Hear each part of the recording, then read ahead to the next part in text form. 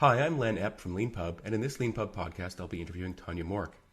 Tonya is a tech leader, software and electrical engineer, and educator who has been involved in high-tech engineering since the mid-1980s. She has worked on multi-million-dollar systems for the world's big manufacturers and started her own engineering company in 2002. Through knowthecode.io, Tonya focuses currently on helping WordPress developers become awesomer by writing and teaching about code construction, programming, and how to think about code. Tonya is the author of the LeanPub book, Refactoring Tweaks, 7+ Easy Wins to Make Your Code Better and Increase Your Profits. It is being sold as part of a bundle on LeanPub along with the Refactoring Tweaks workbook. In this interview, we're going to talk about Tonya's career and professional interests, her book, and her experience self-publishing on LeanPub at the very end. Please note you can follow Tonya at Hello from Tonya on Twitter, and she's got a great blog at hellofromtonya.com/blog. So thank you, Tonya, for being on the LeanPub podcast. Well, thank you, Len. I appreciate being here. As you know, I usually like to start these interviews by asking people for their origin story. You've got a particularly interesting story with a history of work in lots of different areas and a lot of personal adventure. And I think people would really like to hear you tell your story in your own words. Sure. I do have an interesting story. I think those who tell stories need to also have an interesting story, and mine's unique. I've been in engineering since the mid-1980s. I used to work, and I'm going to say used to, and we'll talk about why here in a moment. I used to work in the high-tech manufacturing sector. So if you think about anything that you use, your computer, your car, your refrigerator, all those things that you purchase and use, those are manufactured. They're mass manufacturers. They're put together with very sophisticated high-tech automation equipment, such as robotics, instrumentation, quality control, those types of things. And that's the world I used to belong to. Okay, so in that, I was a tech, and then I worked my way up into project management, engineering. I became a manager and then an executive and had my own engineering company. Those are things that I used to do. And then something happened. So I got sick. I had an engineering company. We were doing very well, very profitable. And this illness that I had was so rare that basically the doctors told me, there's nothing we can do for you. You're just going to have to protect yourself, because when I would get ill, it was life-threatening and the environment around me affected me. Imagine being in a car, watching a bird fly, being with family, too many people talking at once, the noise, the chaos, those types of things would send me into a seizure and make me so ill that it was life-threatening. And so what we had to do is lock myself away and be able to protect myself, control the environment. That went on for quite a few years. I was in a dark, deep hole of depression, obviously. My whole company was ripped away from me. You watch people come and take away all the stuff that you built, your whole career, all of it, your home, your savings, everything. My company, the families that were counting on me lost their jobs and had to start over again. My clients. So it was very devastating. Somewhere along the way, though, I said, that's enough. I've got to get back to me. And I'm a happy person. So I found a way to be able to say, okay, I can't go out into a manufacturing space and help people to be more profitable and do better with their automation. I can do something virtually to contribute in this world. And I started teaching and helping. I have all this experience in engineering. How can I help people? And I ended up, first I started a nonprofit to help people like me. And then I ended up in this space, this WordPress space, this large community of people that stepped into the world of programming without a programming background. And they were asking very elementary questions, things that I could help them with. And they accepted me into their community. And what I do now is I'm in the 3rd chapter, and I focus on teaching programmatic thought, troubleshooting, all of those things that developers and seasoned software professionals take for granted. Well, those are the things that I'm teaching and helping people in the WordPress space become, as I say, be more awesome. And you've got a particularly interesting moment of recovery as well in your story. Yeah, I do. So towards the end of this saga, my body failed. The doctors were throwing different medicines at me, trying different techniques to help control me, and my body just gave up, and I passed away. I got a miracle, and when that miracle came, I decided I need to change the trajectory of my life and move into helping people and being in a service mode. And that's what I do. Is I'm on this mission, and it's a real mission. It's a mission that was given to me because I got another chance in life, and I'm here to help other people. And that's what I'm going to dedicate this part of my life to. In your wonderful essay, Finding Your Purpose in Life, where you talk about your journey, you write about the way that in the engineering world, in the previous, your first career, everything was proprietary and closed off. But you found something very different when you joined the developer community that has grown around WordPress. And I was wondering if you could talk a little bit about that experience. Sure. So the world that I came from previously, so when you're going to go into things like robotics and you're going to build machine learning systems and those types of systems, that information is going to be proprietary. It's going to have to be owned so that companies can protect their interest, their knowledge, their profitability. Okay. Well, when you're doing those things, that means people are protecting their little silos of information. You can't just go out into a community and say, hey, I'm building this cool little reasoning engine. I need X, Y, and Z. And it's got to be able to work and do these types of things. Well, that just doesn't exist. That doesn't happen. Then I found this community. This community is completely different.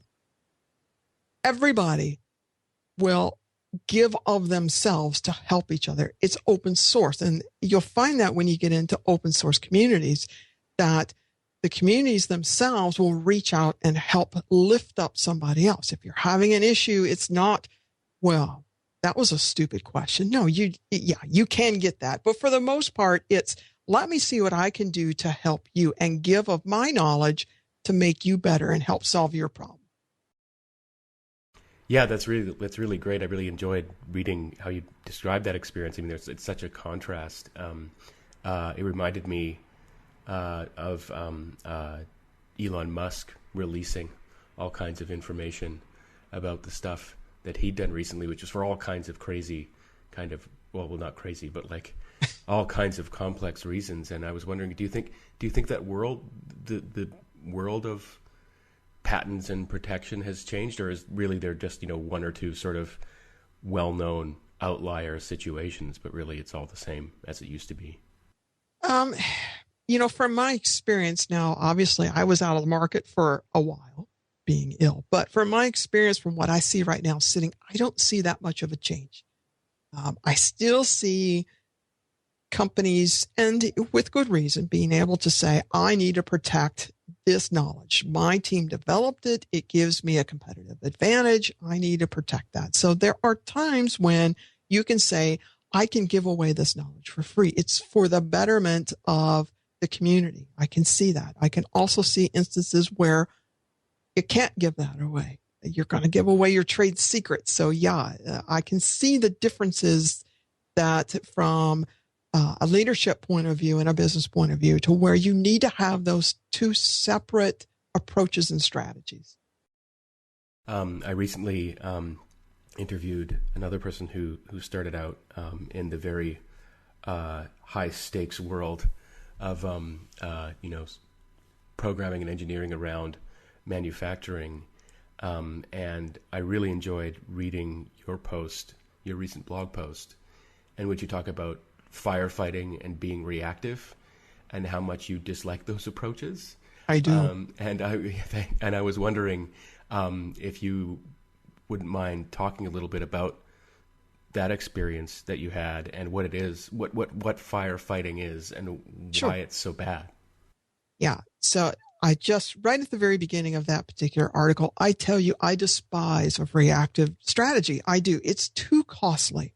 And then I go through and I tell you a story of one of my favorite projects that I did, that was to transform a company from this reactive strategy of firefighting, and I'll talk about that, to a proactive approach and how they went from nearly having chains on their door and everyone losing their jobs to they were flourishing. Okay, so how do we do that? Well, first of all, what is reactive? Reactive is something's already happened. And now everybody drops everything and comes running to fix the problem, right? So that's what firefighting is. Oh my gosh, we're in crisis mode. Something has happened, some event. A site's gone down, a line's gone down, a customer's complaining, and people can relate to this, right? Because that's how we do a lot of our customer service. We think about, oh, okay, I have a help desk, but I have clients call in. Well, they're calling in now because they have a problem, right? That's reactive. It's already happened. The proactive approach then is to change that strategy. It's to think about how to ask the question to prevent that from occurring, putting systems in place to prevent it from occurring, changing the dynamics of your team to be able to say, okay, yes, stuff's going to happen. And yes, there's going to be a reactive model to certain things, but our business structure and our strategy should be, we need to anticipate what those things are and put systems in place and have leadership from the top down be able to drive that, hey, we're proactive. We solve problems before they happen. And one of the things that I talked about was in this particular company was they had the engineering department set up where the systems were so complex that the engineers had to drop everything and run out to get the lines back up and running again. That's wrong. Engineers are too expensive and too valuable. They have a role.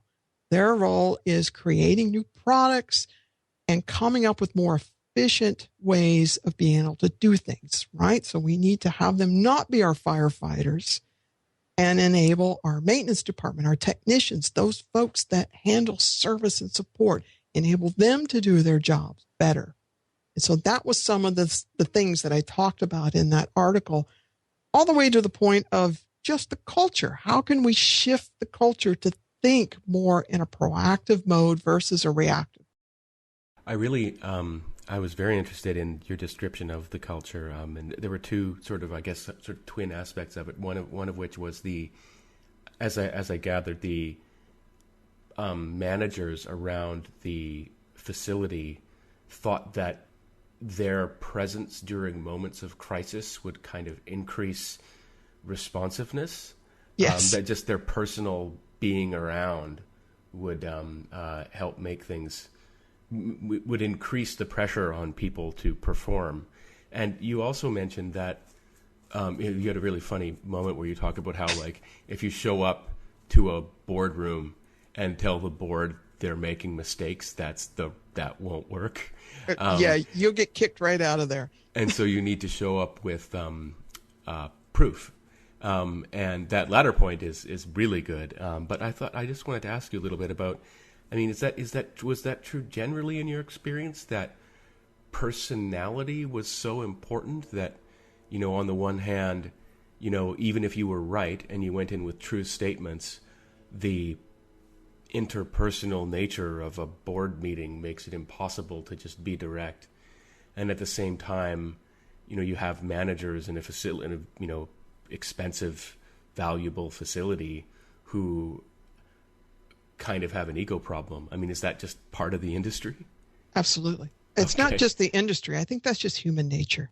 Okay. So higher up the echelon that we go. And even in engineering, engineers have egos, right? People have egos. Now, when I step into a boardroom, there are some big personalities in there. I'm a big personality. Well, there's a lot of big personalities sitting in that room. They got to that level because they're visionary. They have some sort of path behind them that says, hey, I have the experience, the ability, the vision, the leadership to be able to sit in this room. Okay. So you've got to then walk in and say, all right, there's a problem. You've hired me to come in and solve a problem. There's a problem. Well, there is. Okay. I can't just walk in here and say, you guys are part of the problem. Because if I do that, those big egos are going to march me right out the door. And it's true if it's a boardroom, if it's an engineering room, if it's a meeting, any meeting whatsoever. I find it's much more productive if we walk in and say, okay, here's the truth. There's a problem. Oh, here's a solution. And here's the proof to back it up. Here's the data. Now, there are things that we can't just yet prove in our plan, but we can put metrics in place to be able to say, all right, you can put a short leash on me now and measure me and say, okay, this plan is going to reach this pinnacle. Here is some sort of metric to be able to measure that. So what I talk about in the article too is, okay, one of the problems was leadership did feel, and this is true in a lot of companies that I've been in. Okay? It doesn't just have to be the top, leaders themselves. It can be a manager who feels like, okay, I put more pressure on people if I stand there over your shoulder. My presence being here lets you know this is important. Okay? That's wrong. To me, you're either a spectator or you're part of the solution. And part of the solution is not putting more pressure on people. People don't perform well under pressure, right? It's sending the wrong message. So the message that the leadership was sending was, this is a crisis. Everybody drop everything and come running. And literally, I would see the IT manager out there on the floor. Sometimes there were secretaries out on the floor because it came from the top echelon to say, everybody drop everything. There's a crisis. It was so reactive that everything stopped. Okay, well, there's lots of tasks in a company that need to get done at the same time, asynchronously. And if everything's going to come to a grinding halt, well, that's a problem. And the solution, as I recall, in this case that you came up with was the long-term solution that brought this facility into a much better position within its company was to refocus the engineers away from that firefighting and reactive role and onto sort of proactive situations where they were doing the innovating that engineers should be doing, and B, they were doing the kind of predictive kind of work that they should be doing to prevent problems from happening again rather than fighting them. Right. It was a culture shift. Okay. So what we said was, what's everybody's role in a company? All right, go do that role. So then the question had to be asked, why do the engineers need to be on the floor? So part of the total transformation was management, get off the floor, stop coming out. Okay. Let's enable our people and trust our people to get their jobs done. And if they're not getting it done, then ask the question, why aren't they capable? What systems aren't in place to make them capable of doing that? And from what we saw was things were too complex. Okay? The equipment was too complex. So we started simplifying things. Okay. We needed more training. Well, let's put some more training in place. We needed a system that would help people that, okay, when something goes wrong, how can we have the system tell us, hello, I might be going out of my threshold. Something might be coming. And so part of the transformation was to build a system. It was a machine learning system that then did predictive modeling to be able to say, all right, this area is starting to go outside of its parameters that you've defined. I'm going to alert you that something might happen. And then we put a system in place that walked you through the steps of how to resolve those issues. Maintenance departments have those anyway. They're usually some sort of document that says, okay, do this, then do that, then do this. Well, we just automated it. We put it into a software package, developed that. We even looked and said, okay, do we have the parts in system? No, well, then send a message off to purchasing. We need to order this. This is where the parts are at. Here's how the shop order is to build things. So it was a total transformation of shifting the culture, the equipment, and the processes to be proactive. It's interesting. I think I might have noticed a bit of a thread in your work about getting to sort of the fundamentals of what's going on and understanding them. And you talk in a video at knowthecode.io, your website, about teaching people the building blocks of computation and knowing the essence of code. And I was wondering if you could talk a little bit about what those important building blocks are when people are doing their own development, and maybe in particular what people should learn when they get into WordPress development, which is part of the subject of your book. Sure. And actually, the thing, I'm working in the WordPress world, but here's what I try to tell people. And I'm actually putting together a presentation for a WordCamp that I'm going to be going to on this subject, which is that programming is not hard. It's not. If you understand programmatic thought and troubleshooting, problem solving. Okay. If you understand those things, here's what people don't understand is I don't care if I'm building a robotic system, a machine learning system, or a simple website. They're built with the same building blocks. Okay. We just put them together in different ways, and we incrementally put these little building blocks together that come together to form incredible different systems that we can do, from banking systems to security systems to sending something up to the moon, right? So an if is an if is an if. A while is a while is a while. All of these different types of instructions in code are the same. Okay. I can go from Python. I can go from C++. I can go from C. I can go to PHP. All of these things have the same different small building blocks. And once you understand those, all of a sudden you'll be able to build anything in code, because now it's just, okay, I understand all the different little building blocks of code. Okay. I can read it in different syntax because it makes sense. I understand that there are looping instructions. I understand that there's decision type instructions, right? I understand that I need to break up my code into subroutines. And now we start to learn about different design patterns and quality coding. How do you make things to be more reusable, more modular, more configurable, more readable?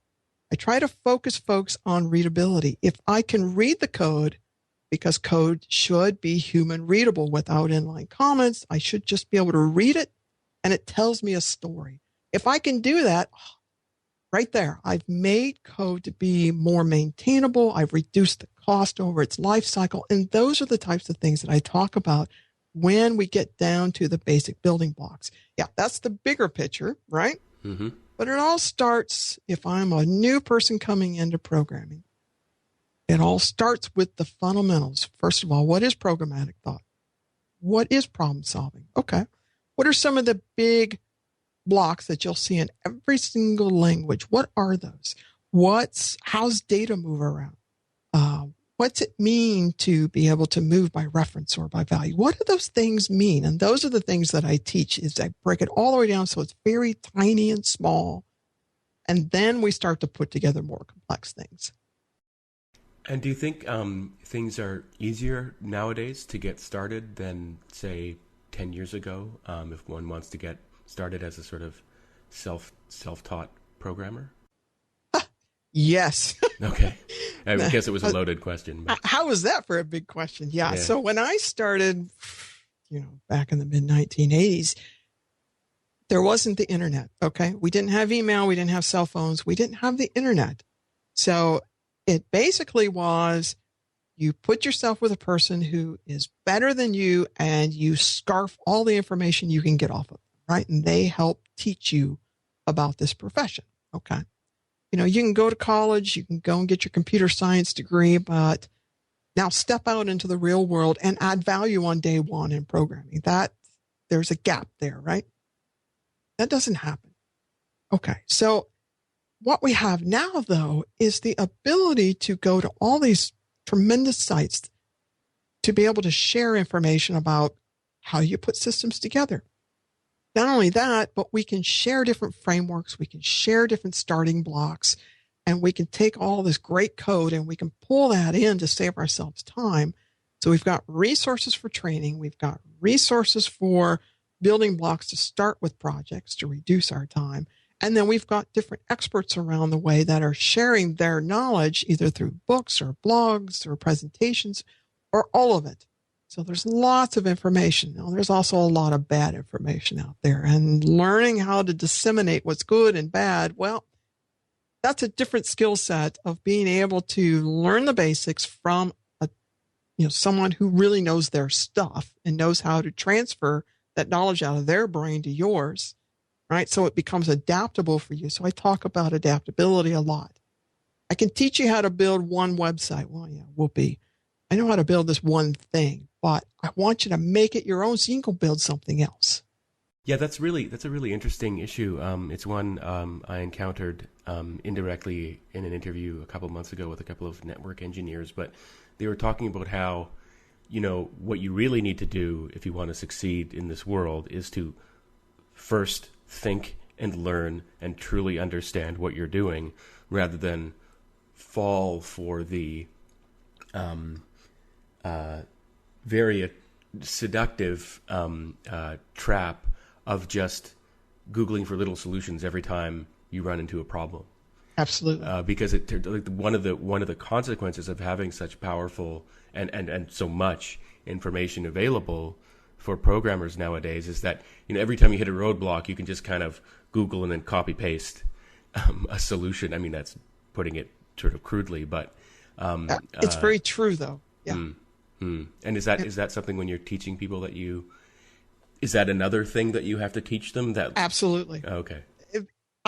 Okay. So part of what I teach too is to think about the cost of what you're doing. So every single hour you put into a project is impacting the cost of that. So code has a life cycle to it. It has a cost to it. So I try to come up with ways to teach people to think not only about the profession of building, the actual building of code, but how can you build it more efficiently, more effectively, right? So there's a cost to that. Now, if I'm spending my time out searching for snippets of code, how productive am I being, right? I'm looking and I'm trying to ascertain, does this work for me? Does that work for me? And then you go and you pull it into your code and it has a side effect. It wasn't built for your solution, your use case, right? So you put it in, and if you don't understand the why of it, all of a sudden you may get the side effect that pops up, and maybe it's popping up somewhere else and you're not understanding why. So then we end up with little band-aids all over the place of, okay, I squashed this bug and it's going to pop up its ugly head over here. So I'm a big proponent of not spending your day out there Googling for solutions. I'm more into understand the why of it, understand the intent of it, understand the fundamentals of it, and then get down, put your head together, find a team, work within a team so that you have ideas to be able to share with other people and bounce ideas off and start writing that code. Moving on to the subject of your book, which I think is related to what we've been talking about, it's called Refactoring Tweaks. And I was wondering if you wouldn't mind talking a little bit about who that book is for, and what it is that you go about explaining in there. Sure. I really like the sort of in-depth argument about refactoring. So refactoring is the process of taking code that's working and making it better. You're improving it. You're cleaning it up, right? You're going to put in the steps that do this. Makes it more readable. It makes it more reusable, and it makes it more maintainable. Okay. Those are the key factors of what you're trying to do when you refactor something. You're just improving your code.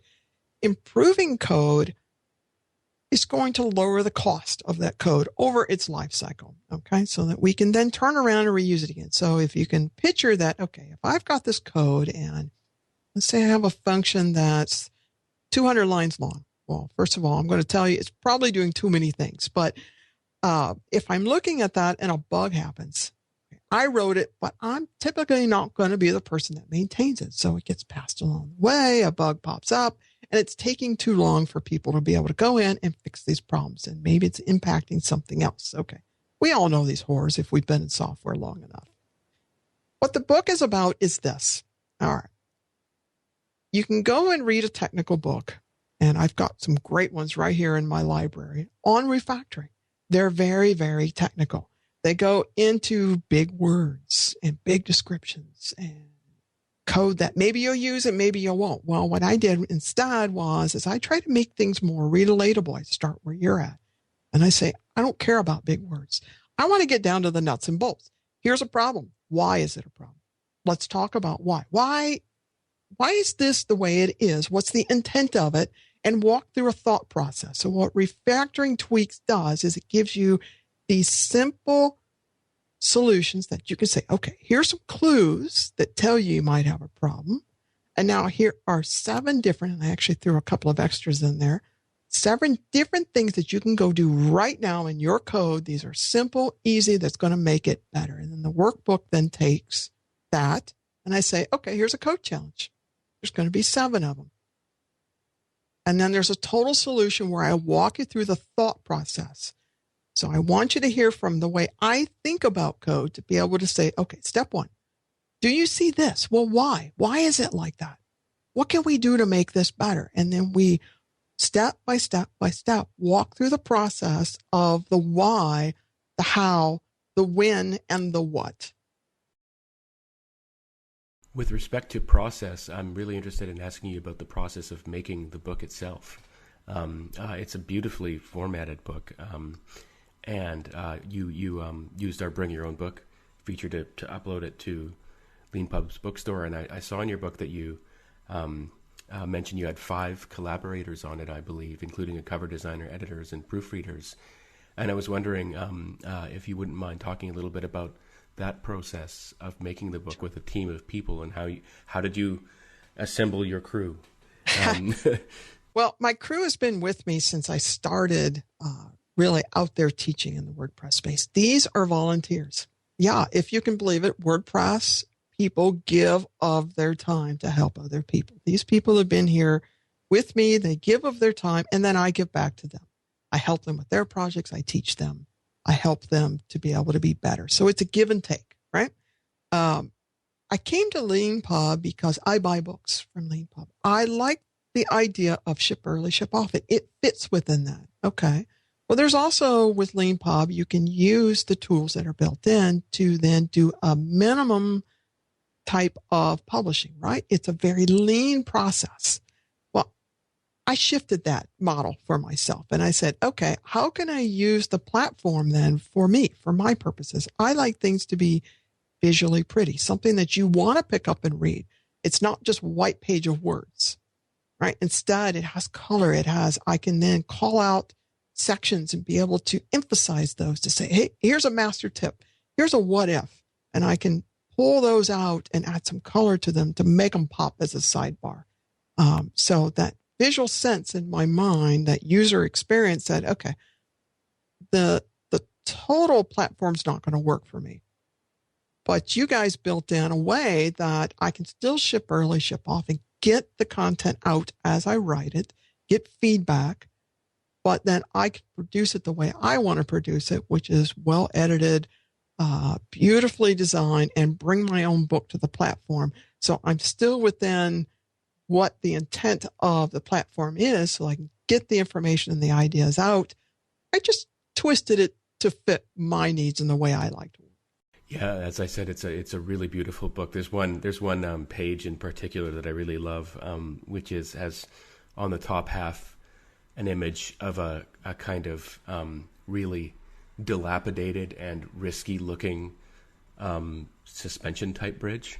Yeah. Over Indiana Jones style kind of bridge across a chasm or a river, I guess in this case, and then a good one, and you say it looks like it works, something along the lines of it looks Yep. like it works, but do you trust it? Right. And I thought that was a great metaphor for looking at code. I mean, I imagine. I mean, I'm not a developer myself, but I can imagine you look at some code and you're like, okay, I know this product works, but my God, venturing out onto this thing is going to be much more challenging than another one, and you can just look at it and see. The difference. Yeah, and that was the whole point behind that page. And I use that in talks that I do too, is there's code that just works. That doesn't mean it's quality code. And that picture right there brings that point to mind. It's a bridge. Mm-hmm. There are boards. But when a problem happens, do you want to be the one to step out in the middle of it and fix that board? Well, I know I wouldn't want to. And then it shows you a picture of a beautifully engineered bridge that's safe, secure, and does the same thing. They both do the exact same thing. They're both working bridges, and that's the point of refactoring. The workbook that you've published, along with refactoring tweaks, I believe is about 70% finished. Yes. Did you publish? I'm sorry, I don't know the answer to this, but did you publish refactoring tweaks before it was finished also? Yes. You did. Okay.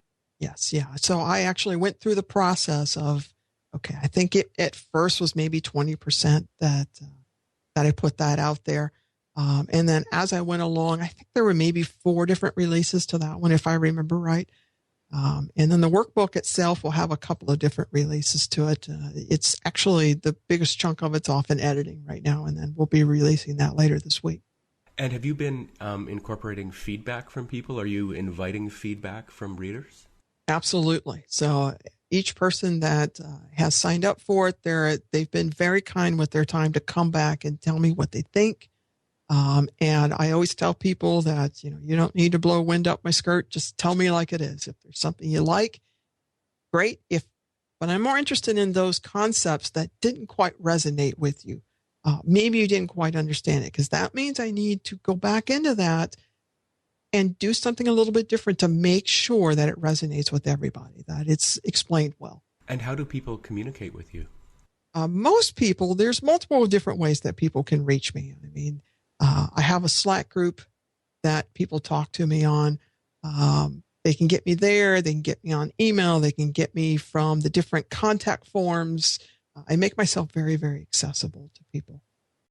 It's interesting. I've heard this from 2 or 3 people now with Slack channels that they have set up around book development, which is just such an interesting, interesting shift. From the old, write in stealth mode and then release the finished doorstopper to having a live Slack channel where you can interact with the author and where they can see what people have to say about their books. I guess the last question I have about your book is, I believe it's the first in what you're planning to call the Little Green Book series. Mm-hmm. And I was wondering if you could talk a little bit about that. We're really interested in promoting series of books. Sure. On LeanPub. So green is my favorite color, but green also means money, right? So, and so what I do is I try to help you to go out and be more profitable, make more money. That's the whole point of what Know the Code is. It's a profession. Okay. If you do it well, you're going to make more money out of it. So the Little Green Book series is this. They're very short books. They're 100 pages or less, somewhere around that 100-page mark. They talk about a specific topic. They're easy to digest. They get rid of all the jargon and stuff that makes it less consumable, because then you have to go and explain, well, what's the jargon mean, right? What's this? What's that? Instead, it just gets down to the points. And the whole premise of these are this. We're going to teach programming and we're going to teach business skills. We're going to say, okay, I ran multi-million-dollar companies. I've run big, huge projects of, tens of millions of dollars of things. There's a process there. So I can teach people in that space too, to be able to say, okay, this is how you market yourself. This is how you do this is how you do that. And give them discernible skills that when you read the book, okay, I do this chapter, I read it, and now I have a skill set from that. I can go and apply it right now. That's the whole point of the Little Green Book series. Quick, easy, and something that you can pull into your workflow, your business, your workspace, and be able to do right now. That's a really, really great idea. And I'm looking forward to seeing all the forthcoming books in the series. I was wondering, just very selfishly, the last question I ask in interviews is always, usually, you've got us here. If there's anything we could build for you or fix in LeanPub, if there's any one thing you could pick, is there one thing you'd like us to do or like us to fix? Well, I think that some folks would love to have more styling control over things. The ability to be able to add anything in, even like I said, just to have the call out. So there are sidebars that you put in to be able to emphasize something that's not within the direct workflow of what you're talking about, right? It's a sidebar. It's more information. The ability to be able to, yes, you have those sidebars in there because you can do information, question, those types of little blocks, but they don't really pop off the screen as well as they could if there's a way to put some sort of styling around, a little background, a little border, some way to be able to differentiate that this is outside the flow of the content. I think that would help a lot of people. Yeah, thanks very much for that suggestion. I love the call outs that you did in your book. You've got a lot of really fun kind of icons, and they definitely pop. I think there's one like a coffee mug, which I really liked. Thanks for that suggestion. That's something we always try to think about. one of our basic kind of approaches to publishing, and that's why we're called LeanPub, partly is, formatting is procrastination while you're writing, but it's definitely not when you're ready to finish your book. Right. And it depends on, everybody's individual process as well. But your book is so nice, and I think we might take some inspiration from it. Yeah, because the call-outs are something that even when you're in the process of writing, that this is a call-out, right? Mm-hmm. It's a separate sidebar of information. So something like that in somebody's eyes as they're reading it too, it would be nice to just have a way to be able to discern that, oh, okay, this is extra information and not in the content flow. I can skip over it if I want to. And as I understand it, that's a well-established convention in programming books, right? Yep. Okay. All right. Well, thanks very much for telling us your story and for telling us about your book and your approach to teaching, Tonya. And thanks for being on the LeanPub podcast and for being a LeanPub author. Oh, thank you. I really love LeanPub, guys. Get out there and buy more books. Thanks. Thank you.